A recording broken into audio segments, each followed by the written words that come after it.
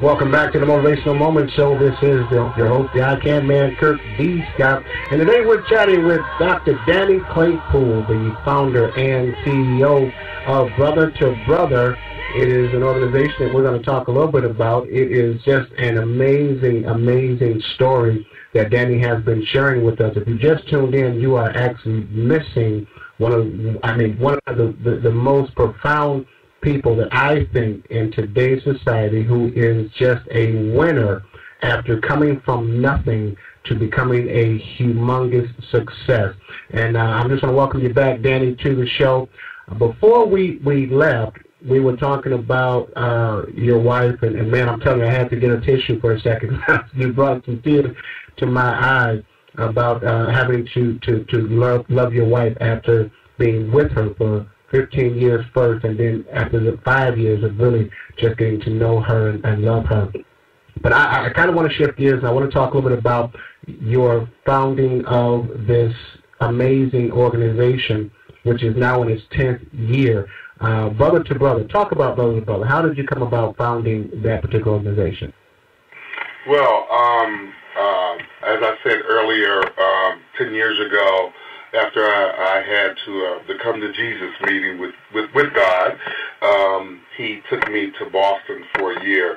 At the time, my wife worked for Procter & Gamble. She worked for Gillette. It was Gillette. Procter & Gamble hadn't bought Gillette yet. So God had took me out of my job that I'd known for 12 years and moved us to Boston. I spent probably about a year in Boston. That's where the reading thing started. I had a tutor out there who really did some wonderful things with me. And I had got to a point where she's like, well, I think you're ready to go. But when she said I was ready to go, it wasn't ready to go just in Boston. It was ready to come home. I came back 10 years ago from Boston, on fire for God, and I knew God for myself. I had spent a lot of time with him, and he had given me a vision for having an organization for men as well. It's a twofold ministry. One part of the ministry is about the brothers. The other part of the ministry is about serving God's people. I would be remiss if I didn't stop right now and thank every brother who is listening right now, because this organization isn't an island organization. It's not my organization. It's God's organization, and without the brothers and the partners who believe in this organization, it would not be.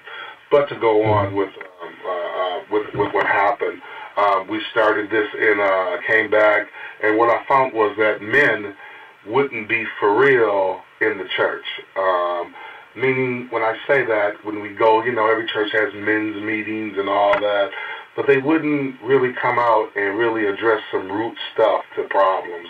And I wanted to create a format where they could come in and have a place where they could have some trust and some release, and at the same time teach responsibility, accountability, all these things as men that we need to become better men, because I knew what kind of man not to be, but I knew I needed help to become the man that I needed to be, to serve God's people. And what we do is we come together, we share with each other, and as well as have good eating. I don't want to not say this. When I did start this organization, one thing that was very important and God made very clear to me is don't give me anything less than your best. Anything less than the best ain't God. Mm-hmm. And when we do things in our organization, we take on that same ideal, is that we want to give mom not just a frozen turkey. We want to give her the best turkey, the cooked everything, so we give out a fully cooked meal. When we run into children, we don't want to just give them somebody else's coat. We want to give them a new coat, the best coat, because in this whole turnaround and this last 10 years, God is still not giving me anything less than the best. I have the best wife, I have the best kids, I have the best friends, I have the best pastor, I have the best of everything. So when I was saying earlier to another friend about living on the island and coming and living in the kingdom, that's where it all is. It's the best of everything, but it's shared best. You know, nobody takes ownership of any of that. So I really say all that to say that that's the direction that we head in. We have the members of the group make up of probably about 15 guys. We have approximately 200 to 250 people that sow into our ministry. We're a 501(c)(3). Again, I can't explain me, but God is just an awesome God. Okay, now you're also looking at expanding your vision of brother-to-brother chapters across the country. How so is it possible that you're going to reach other people to actually open up another brother-to-brother? Because I know what you're saying when you talk about where brothers have come from. I think I talked to you about this, or Simon, I'm not sure, but when you look at brothers who need help, mentoring, this country is falling apart with, and I'm not just talking about African American brothers, but being that I am an African American, that's all I know. We're actually losing the battle. We're losing the fight of becoming men. Is your organization the type of organization, being that your vision is to spread it across, is it the type of vision that will bring brothers back together and finding out who they really are? Oh, absolutely. Because